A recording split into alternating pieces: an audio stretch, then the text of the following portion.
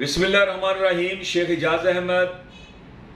आज मेरी स्टोरी बढ़ते हुए क्राइम और गैंग वार के मुतल्लक है।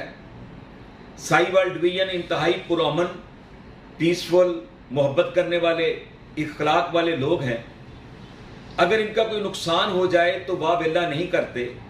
अगर कोई नुकसान हद से बढ़ जाए तब जाके ये एहतजाज की तरफ आते हैं।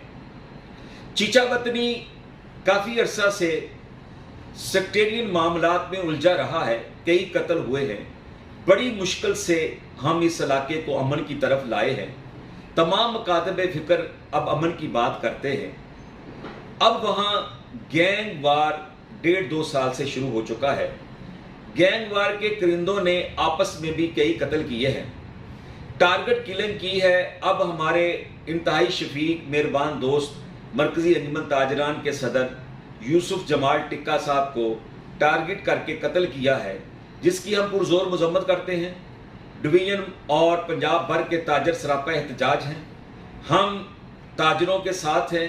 जब भी कोई बड़े एहतजाज का ऐलान हुआ तो हम इंशाअल्लाह उसमें शरीक होंगे और इंतज़ामिया से कहना चाहते हैं कि फौरी तौर पर मुल्ज़िमों को गिरफ्तार किया जाए, गैंग वार है उसका खात्मा किया जाए और डिवीज़न भर को असले से पाक किया जाए।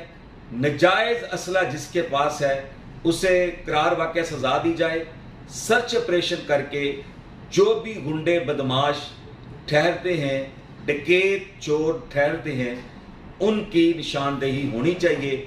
डकैती चोरी की बढ़ती हुई वारदातों का भी खात्मा होना